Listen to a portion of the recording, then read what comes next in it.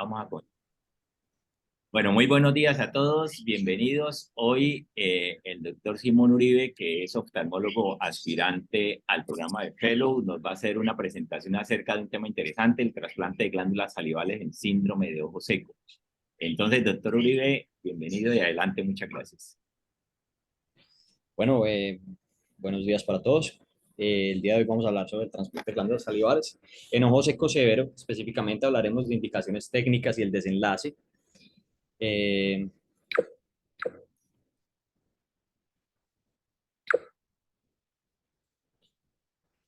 la primera revisión que se hizo, pues, fue basada en este artículo. Es un artículo que eh,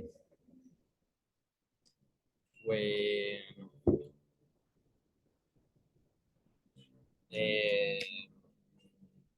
eh, salió en mayo del 2021 en The Ocular Surface. Este artículo fue presentado por el Departamento de Oftalmología de la Universidad de Düsseldorf, en Alemania, y en conjunto con el Centro de Regeneración Ocular de Heidelberg en India, el Centro de Plástica Ocular también de Heidelberg en India, y el Instituto de Córnea de Telangana en India, Hyderabad, Hyderabad. Hyderabad. Comenzamos con una introducción donde pues es importante aclarar que la secreción lagrimal, tanto en calidad como en cantidad, es, digamos, crucial para que se dé una estabilidad de la superficie ocular, y pues enfermedades como el síndrome de Sjögren, las enfermedades como las conjuntivitis cicatriciales, el pénfigo ocular, la irradiación que hoy en día es tan frecuente debido a que tenemos pues como tecnología como el CyberKnife o el Gamma Knife, se nos presentan en los consultorios, y la enfermedad de injerto contra huésped. Profesor Simón, penfigoide, Sí, penfigoide ocular. sí, pénfigo ocular. Eh, Ellos hablan pues de que hay un daño lagrimal irreversible en estos casos, que los tratamientos lubricantes son más que todo un manejo paliativo de los síntomas. La rehabilitación visual es algo a lo cual, digamos, se apunta por la severidad de la enfermedad. Y pues en estos casos los pacientes tienen un test de Schirmer menor de 2, y es donde se considera que es indicado pues el trasplante de glándulas salivales.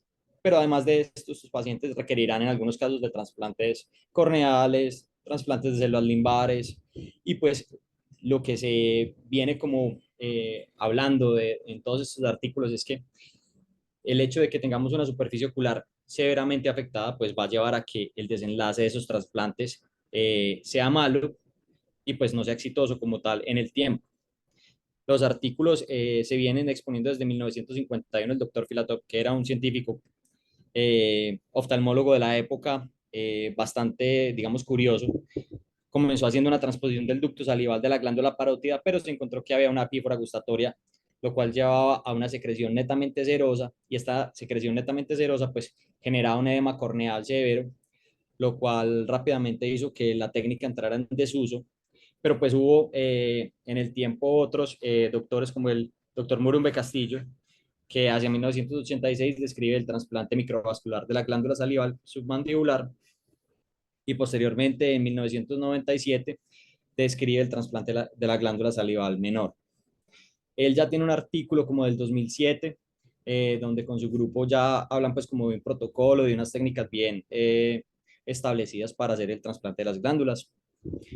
En cuanto a los métodos del estudio, pues se hizo una revisión sistemática de los artículos que hubieron entre 1951 y mayo del 2021, donde se buscó toda la terminología que tuviera relación con ojo seco, en este caso trasplante de glándula submandibular, trasplante de glándula salival menor, enfermedad por ojo seco y queratoconjuntivitis zika de cualquier origen. Comienzan hablando de una comparación anatomofisiológica que es muy importante, digamos, como tener en cuenta, ya que pues nosotros no hablamos mucho sobre lo que es glándula salival, y es importante para este tema saber que la glándula submandibular, la cual está ubicada en la región submandibular, como vemos en la imagen, tiene un 45% de la secreción salival, un 90% de la secreción es cero mucosa y un 10% es netamente mucosa. Las glándulas salivares, por el contrario, tienen una menor secreción salival, solo es un 6 a un 10% de la proporción, y es 100% mucinosa.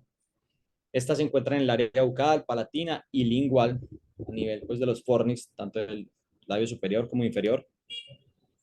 Aquí hay una comparación histopatológica de cómo son las glándulas lagrimales, salival menor y salival submandibular.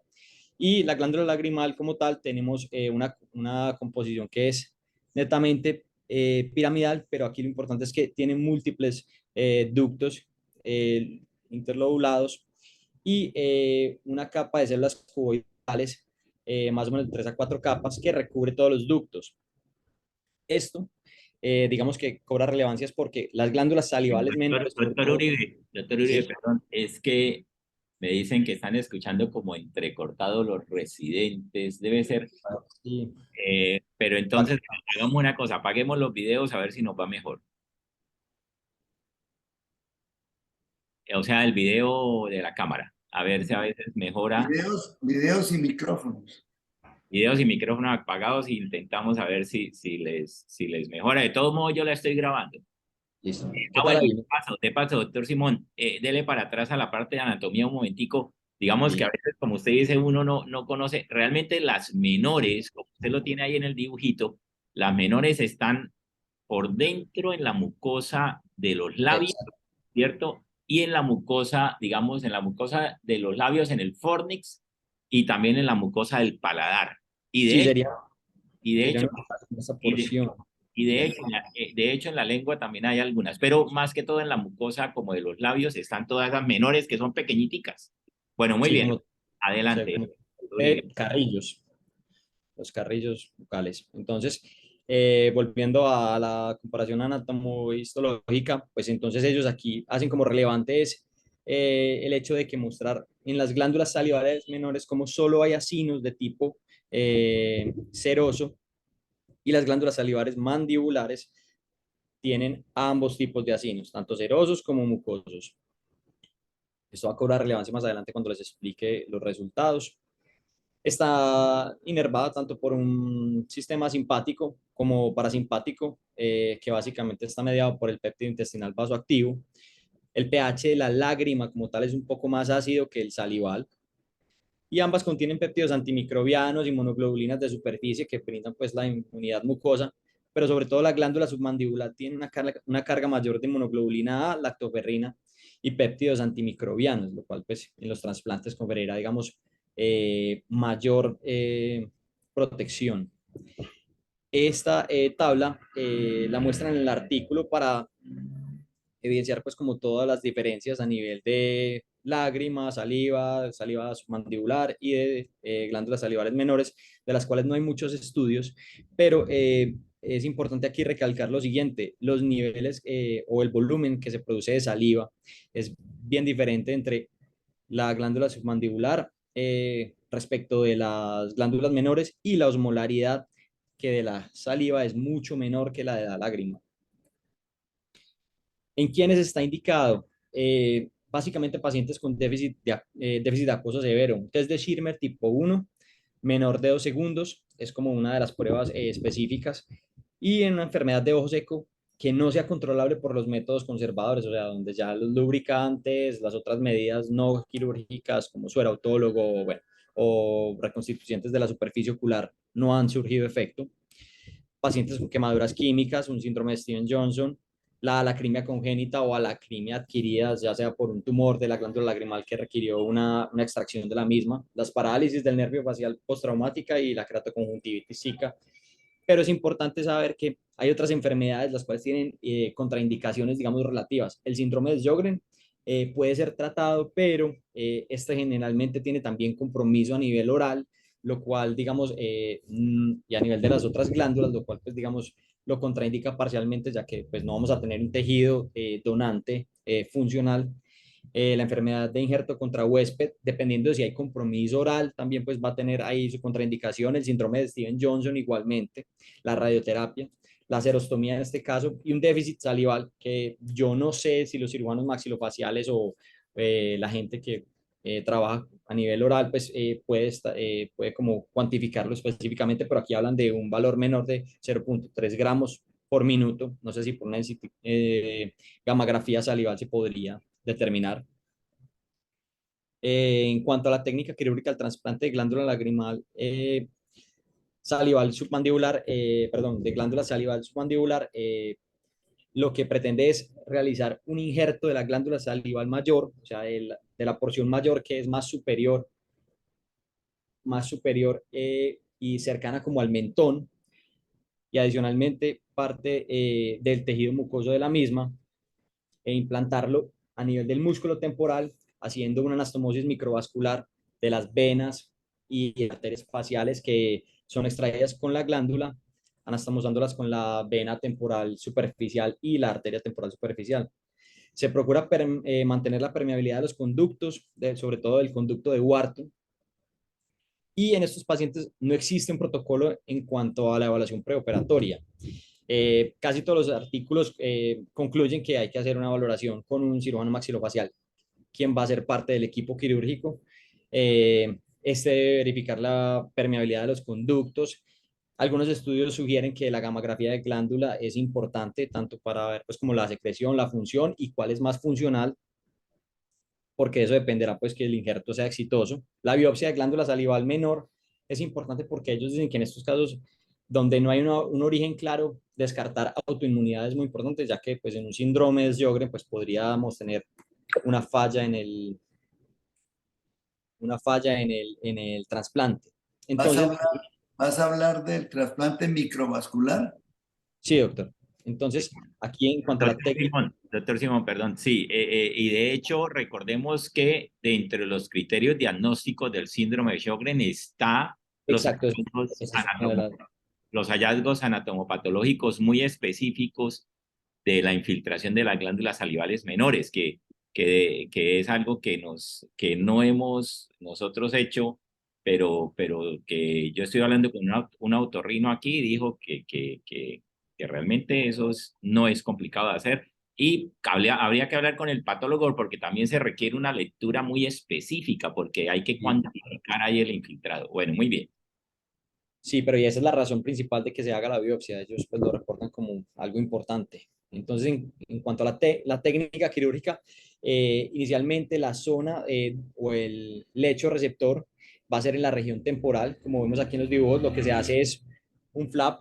Ese flap se distrae en sentido postero anterior, dejando la fascia del músculo temporal descubierta.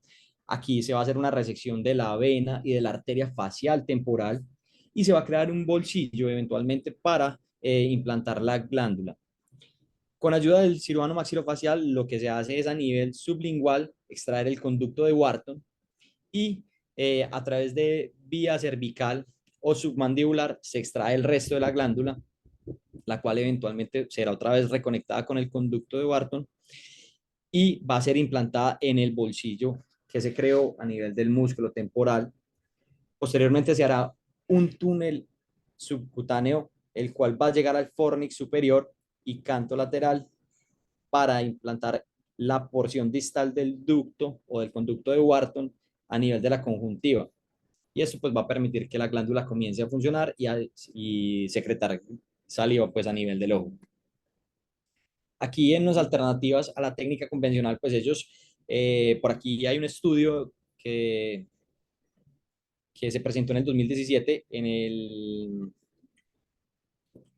en la revista de cirugía craniomaxilofacial, donde evidenciaban pues que el uso de la tomografía más venografía tenía, digamos, una ventaja, y es que en este estudio unos 40 pacientes fueron llevados a la tomografía para evidenciar cuáles tenían un calibre mayor o menor de las venas y las arterias de la glándula submandibular.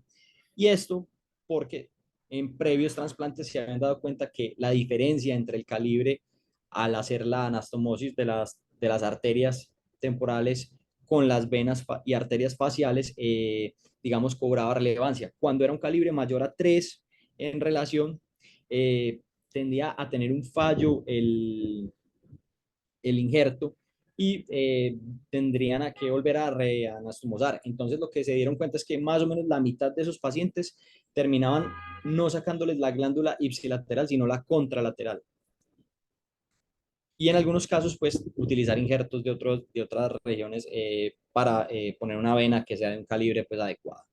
Otras opciones era hacer un corte en boca de pescado para anastomosis, cuando no se tiene la opción pues como de encontrar otra glándula con mejor calibre en sus venas y arterias. En cuanto a la estenosis del conducto de Wharton, que puede ser una complicación, ellos sugieren hacer un injerto venoso a nivel de la porción distal del conducto, como ven aquí en la imagen, y también sugieren que muchas veces cuando se cierra el flap de piel sobre la glándula y el músculo, esto genera mucha tensión y al paciente le va a traer dolor y puede haber disfunción de la glándula como tal. Entonces, durante la cirugía lo que se hace es sacar un flap de tejido cutáneo, el cual se va a implantar en la porción superior y esto va a liberar la tensión. Adicionalmente, el injerto de mucosa oral a nivel de los fornix, cuando tenemos imblefaron o un acortamiento severo, nos va a ser muy útil para evitar que el conducto se obstruya. Adicionalmente, pues mejora la mecánica palpebral y la superficie ocular. En cuanto al trasplante de la glándula salival menor, pues la valoración preoperatoria sigue siendo la misma comentada previamente. Otros estudios pues han propuesto utilizar el test de Schirmer y utilizar el lavado con fluoresceína, y el test de Schirmer digamos como una opción que dicen aún no es claro si es útil, pero la fluoresceína es como algo que es más práctico de usar y lo que hacen es poner fluoresceína a nivel de los carrillos, de los fornix, tanto superior como inferior, y verifican cuál es la que tiene un lavado de la fluoresceína, digamos, con más abundante y más rápido. Y de acuerdo a eso, que si bien ellos lo refieren como algo un poco subjetivo, toman la decisión de cuál es el sector de glándula salival menor que van a reseccionar. La preparación del lecho receptor, casi siempre los estudios van por el lecho receptor a nivel del fornix inferior. En este caso, pues tenemos una que es de una demostración de un fornix superior, donde lo que se hace es inyectar solución salina balanceada más un anestésico local y un vasoconstrictor, lo cual nos va a crear como un espacio o un tercer espacio que nos separa el tejido muscular, la región tarsal, y vamos a poder hacer una incisión de aproximadamente 2.5 milímetros de longitud con una profundidad de 1.5 centímetros, donde ellos pretenden implantar pues las glándulas como tal. En cuanto a la extracción del injerto, lo ideal es que sea el labio inferior. ¿Por qué? Porque es mayor espacio, hay más tejido, por ende mayor cantidad de glándula, pero pues como les mencioné previamente existen los carrillos, los labios superiores. Hablan de que se puede hacer con bisturí número 15, pero idealmente debe ser con el electrocauterio. ¿Por qué? Porque se puede visualizar mejor la anatomía mientras usted hace el corte, no hay tanto sangrado. Sin embargo, lo ideal es utilizar poderes bajos de cauterización para que no se vaya a causar, digamos, como una lesión mayor a nivel oral y pérdida pues del tejido glandular, evidentemente. Lo ideal es que sea de una longitud aproximadamente de 1.5 a 2.5 centímetros, con un ancho de más o menos 1 centímetro, y se debe hacer más o menos a 0.5 centímetros del labio como tal hacia adentro en el fornix. Existen otros, digamos, como técnicas, como puede ser un mucótomo de ficas, pero pues en este hay que graduar, digamos, el grosor, y a veces el grosor no es el esperado para el trasplante de glándulas. A nivel del sitio donante uno lo puede cerrar por primera intención, que sería lo ideal para evitar infecciones, ya que la boca pues contiene un alto contenido, un alto nivel de bacterias, pero dicen que por segunda intención puede tener un buen cierre, más o menos entre las 2 a 3 semanas. La fijación del injerto, básicamente es afrontar los bordes con sutura absorbible, idealmente poliglactina, más conocido como Vicryl, y las suturas transpalpebrales, cuando hay mucho edema, pueden ser muy útiles. También existe la sutura a músculo de Müller o esclera, que más adelante la veremos. Y dentro de estas técnicas, como les mencionaba previamente, la separación del músculo recto puede ser una, sin usted tener que preparar el lecho receptor, simplemente hace una incisión, diseca el músculo recto, lo desplaza, trae el injerto de glándula salival menor, lo implanta sobre el fornix y posteriormente hace una sutura del el injerto sobre el músculo recto superior y músculo de Müller, lo cual va a permitir pues como que este injerto esté bien adosado al fornix. Sin embargo, hay estudios que hablan de que estéticamente es visible. Eso ha sido, digamos, un problema no mayor, pero se ha reportado.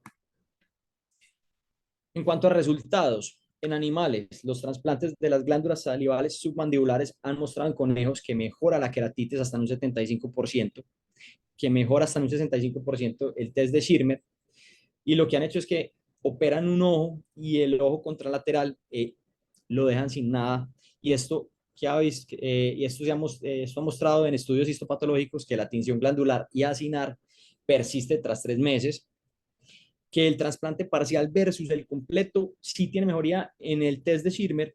O sea, el completo tiene un valor mayor a nivel del test de Schirmer, pero no hubo diferencia en la mejoría de la tinción, lo cual deja ver que pueden utilizar, digamos, trasplantes parciales. No necesariamente tiene que ser la toma extensa de la glándula como tal para implantarla, puede ser solo un poco.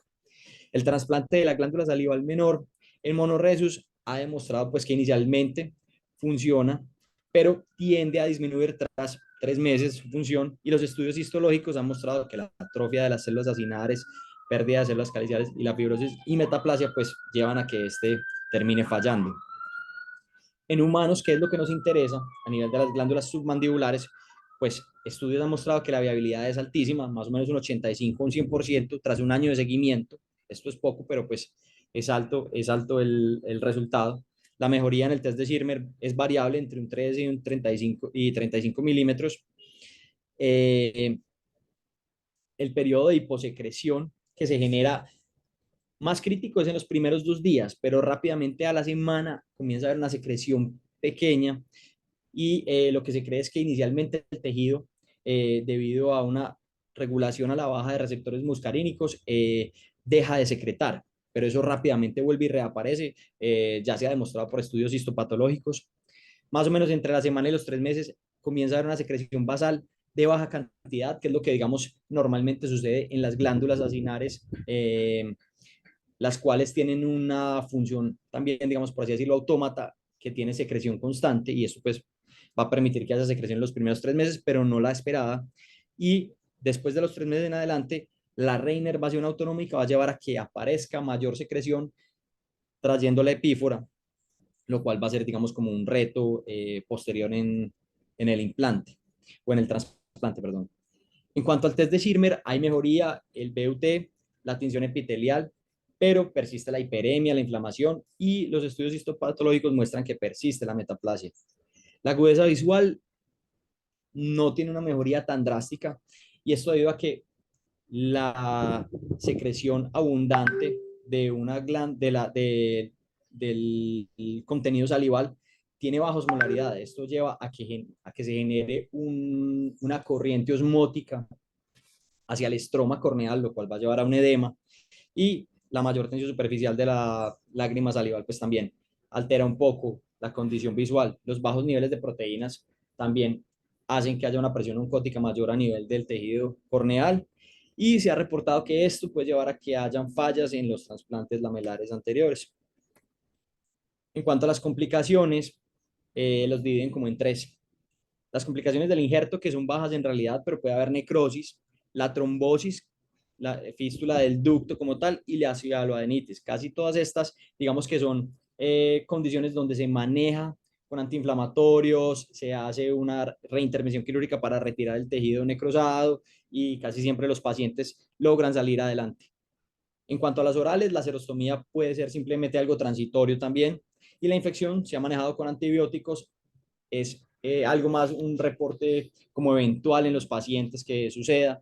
Y en cuanto a las complicaciones oculares, la epífora, que se da en un 60% asociada al edema corneal, se ha venido manejando con una nueva reintervención quirúrgica donde se reseca un poco la lágrima, y esto hace que se disminuya, por así decirlo, un poco la función de la misma. En cuanto a los resultados en glándulas salivales menores, la viabilidad del trasplante también sigue siendo muy alta, por encima del 95%. El test de Schirmer no es tan elevado en su mejora, más o menos 2-4% en promedio. Reportan algunos estudios hasta 8%. La tinción corneal y la neovascularización mejoran entre un 30 y un 100%. Después de la semana se empieza a ver la neovascularización como tal. La mejoría de la agudeza visual es variable, entre un 40 y un 60% de los estudios, pero también vean que los rangos son muy amplios. Va de un 20-200 hasta un 20-40, pero esto también asociado a que La enfermedad ocular normalmente ya lleva muchísimos años y el compromiso corneal tras tantos años es bastante extenso. Los menores niveles de lactoferrina y de inmunoglobulinas pues también proveen una, por así decirlo, una calidad de la película lagrimal mucho menor, y pues hay una escasa evidencia en cuanto a realizar este tipo de trasplantes y eventualmente llevar el paciente a un trasplante de córnea. En cuanto a la histopatología, es algo parecido a lo que se encontró en los estudios animales. Hay atrofia sinar, fibrosis y un infiltrado linfocítico que parcialmente muestra que la viabilidad del tejido en el tiempo puede estar, digamos, como entredicha. En cuanto a complicaciones, pues la hipoestesia del labio inferior, lo cual mejora eventualmente tras unos 2 o 3 meses, el paciente ya no tiene hipoestesia. Los granulomas del labio inferior se pueden manejar con esteroides y son raros. La necrosis del injerto, en la cual lo que requiere es una reintervención, se retira el tejido necrosado, vuelve y se cierra. Y la tosis en los pacientes en los cuales se realizó una sutura del injerto al músculo de Müller como tal. Pero también es algo que dependerá mucho de la técnica usada. Entonces, en comparación, la glándula submandibular y el trasplante de la misma requiere, digamos, como un entrenamiento mayor, requiere de un especialista adicional que es el cirujano maxilofacial, una valoración adicional por el cirujano maxilofacial y exámenes, digamos, más específicos como la tomografía. Es una cirugía más compleja, como pueden ver, en algunos casos con anastomosis más complejas, la tunelización del ducto, del conducto de Wharton es algo que, digamos, me imagino que requiere un entrenamiento importante porque hay estructuras, digamos, altamente sensibles. La hiposmolaridad de la secreción también es un reto. Respecto a la glándula salival menor, la cual es más fácil, es rápida, la podemos hacer nosotros mismos. El volumen de secreción es mucho menor, es una desventaja, por así decirlo, pero puede funcionar en algunos casos específicos, como veremos más adelante. Y hay más estudios de viabilidad. Este es un video The donde outcome podemos has no ver financial disclosure. el implante de la glándula Saliva to the eye, minor salivary salival gland menor. transplantation.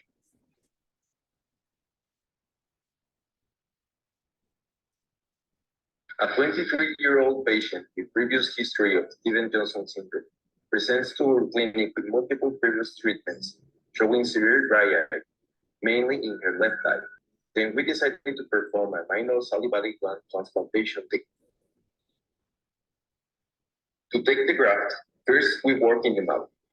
A V-shaped incision is made from approximately 15 millimeters in each side, on the inner surface of the lower or upper lip. The first incision is superficial.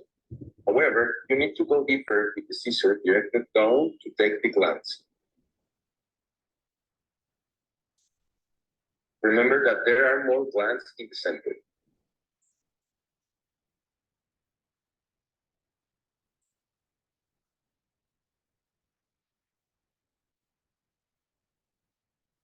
A block of tissue containing oral mucosa, submucosal connective tissue, with the minor salivary glands and the underlying muscle is harvested in one piece.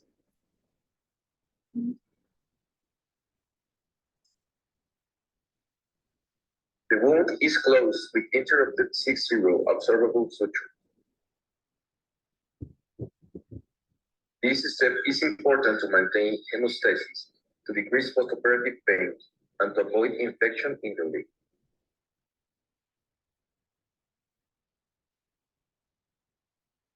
A 15 millimeters long horizontal incision is made through the conjunctiva and tenos tissue, 10 millimeters posterior to the limbus.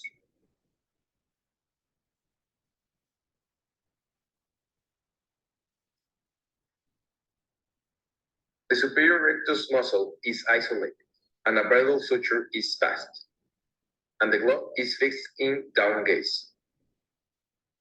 The surrounding connective tissue is dissected with a subconjunctival pocket created posteriorly. The harvested graft containing mucosa and the minor salivary glands is strained to size and placed on the recipient bed with the salivary glands facing the sclera and the mucosa oriented towards the surface. A 6-0 observable suture is used to secure the muscle fibers in the central part of the graft through the underlying superior rectus muscle. This step is crucial to attain full vascularization.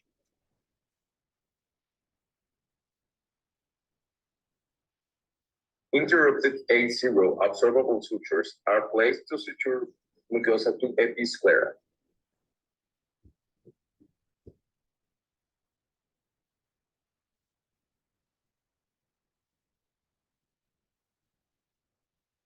The rest of the sutures can be performed continuous or interrupted to close the posterior side of the incision with the mucosal graft.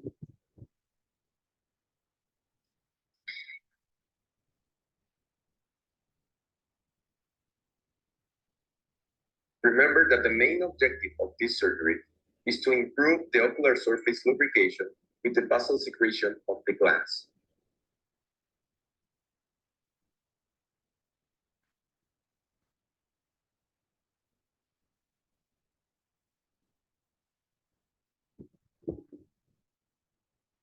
At 1 week follow-up, the transplant is in place, and after 1 month, the graft looks vascularized.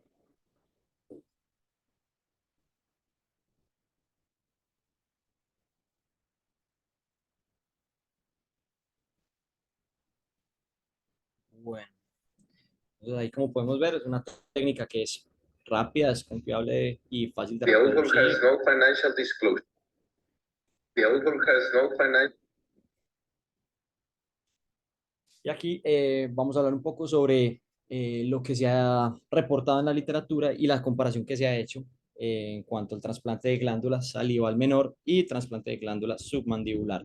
Entonces, esta es una publicación realizada en mayo del 2019 por el grupo de la Universidad de Beijing, el Departamento de Oftalmología y Plástica Ocular, donde ellos decidieron en una cohorte retrospectiva dividir 73 pacientes aproximadamente en 3 grupos.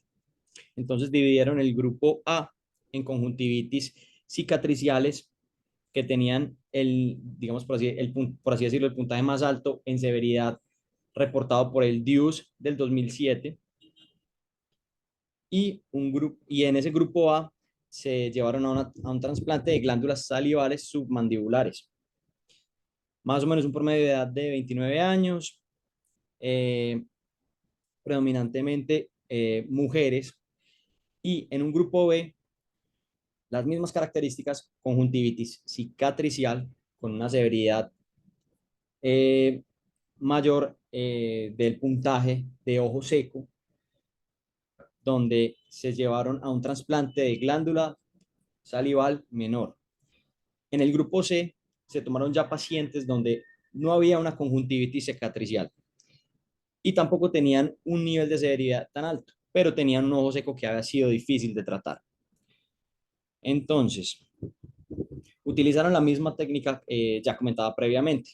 Para el trasplante de glándula submandibular, también se hizo un flap temporal, se hizo una resección en conjunto con el departamento de cirugía maxilofacial y se implantó a nivel de músculo temporal de la misma manera. En cuanto a glándula salival menor, la misma situación. Y entonces lo que se vio en el tiempo fue lo siguiente. Fueron seguidos los pacientes más o menos 3 meses, 3.2 años, 3.8 años y 3.6 años. ¿Qué se tomó en cuenta?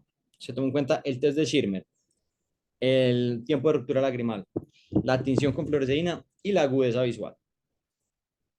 ¿Cuáles fueron como los resultados relevantes en el estudio?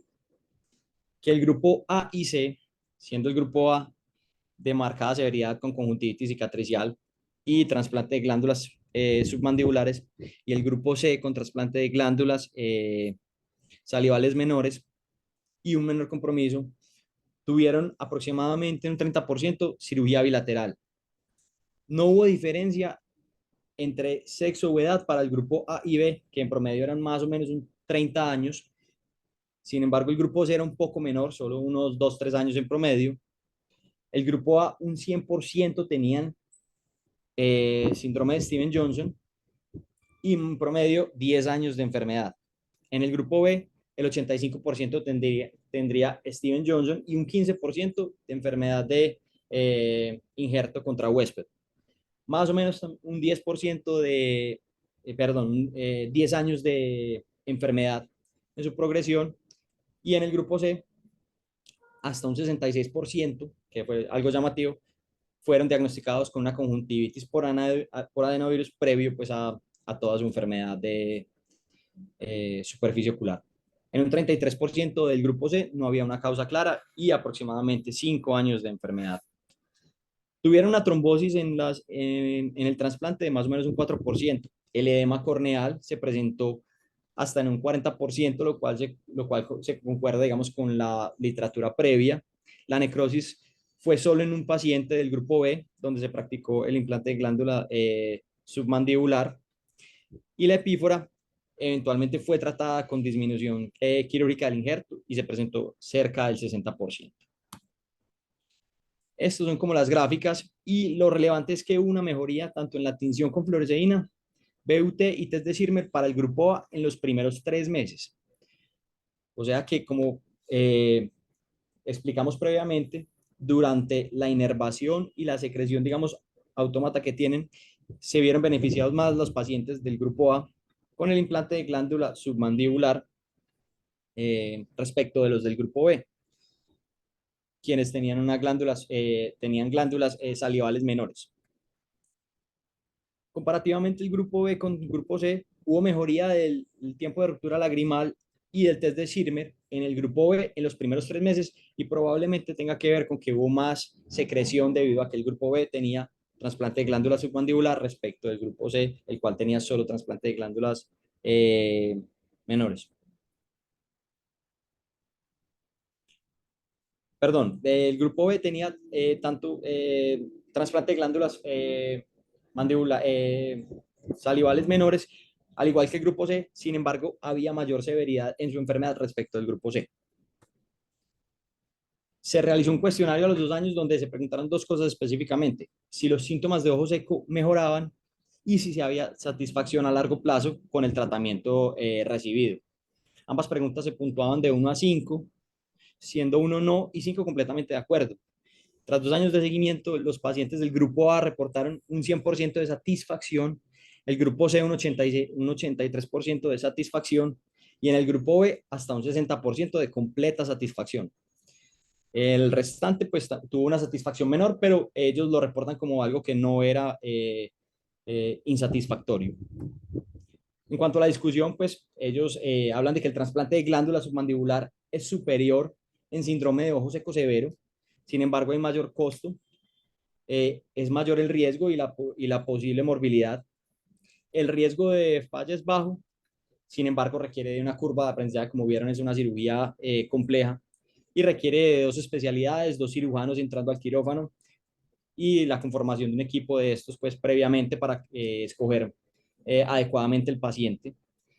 Que las conjuntivitis no cicatriciales y el síndrome de ojo seco severo se benefician de un trasplante de glándulas menores, como vimos, tenían mejor respuesta y puede ser una opción en estos pacientes que vemos en el día a día con ojos secos de difícil control, en quienes todavía no vemos un simple éfaro, no vemos una superficie ocular muy deteriorada, pero con poca respuesta al tratamiento convencional.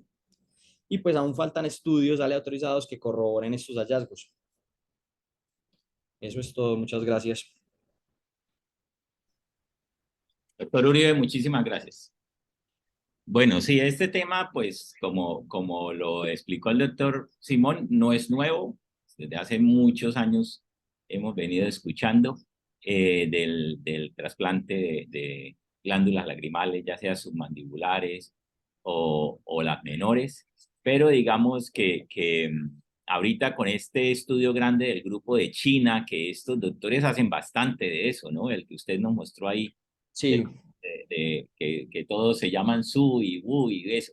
Entonces, interesante, por supuesto, pues como usted lo mostró, si nosotros hablamos de trasplante de glándula submandibular, es una cirugía mayor, una cirugía Sí. mayor. Eso es con equipo interdisciplinario, es una cosa muy complicada. Entonces, pues, y además tiene todos esos riesgos que usted mencionaba. Entonces, no sé hasta qué punto realmente valga la pena, pues. Yo me inclino a que es como mucha cirugía y muchos riesgos. No sé qué piensa el doctor Uribe, usted que revisó el tema en detalle. En cambio, digamos que la opción del trasplante de glándulas salivales menores de la mucosa labial inferior interna, pues suena como una posibilidad que es mucho más manejable. Yo me comuniqué con el doctor Serna, que es el colega que subió ese video ahí en los videitos que sube la Academia Americana de Aguascalientes, México, y efectivamente nos va a compartir su experiencia. Él dice que ha hecho solo algunos injertos, pero que con gusto nos comparte la experiencia y va a hablarnos por ahí en el mes de junio, vamos a escoger la fecha para que nos dé la charla. Entonces, esta charla también fue como preparatoria ya para hablar con él y preguntarle a ver inquietudes, a ver si de pronto escogemos algún paciente. De hecho, él, el que presentó ahí en el videito, es de los que no es el ideal porque es un Stevens. El Steven puede comprometer o no las glándulas salivales. Ahora, en cuanto a la mucosa oral en general, en el Stevens como tal, en el Steven Johnson está respetada la mucosa oral después, o sea, porque recordemos que de hecho en India hay una doctora que tiene una amplia experiencia en el injerto de mucosa oral para mejorar el borde, porque un problema grave en Steven Johnson es el reborde del párpado que funciona como una lija, y ese injerto de mucosa oral para el reborde ha funcionado muy bien. Entonces, digamos que no es que sea una contraindicación absoluta definitivamente, pero habría que explorar. Yo creo que lo que usted mencionó de la prueba como de fluoresceína en los carrillos o en la mucosa oral, suena que se puede hacer, factible. Es más reproducible, pero ellos lo dicen y uno lo piensa y es algo muy subjetivo. O sea, puede pasar que un día el paciente secretó un poco más de un lado que de otro y entonces usted tomó la decisión, digamos, de sacar más de un lado que de otro y resulta que no era la glándula con mayor secreción. A mí me parece subjetivo, sin embargo, si usted ve que hay una buena secreción, pues uno confiaría en que funcionaría, ¿cierto? Exacto. Entonces, bueno, es una opción, ahí está.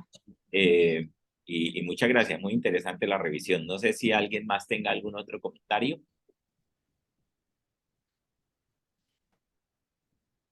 Entonces, pues, buen día para todos y muchísimas gracias. Pues, hasta luego. Gracias. Buen día.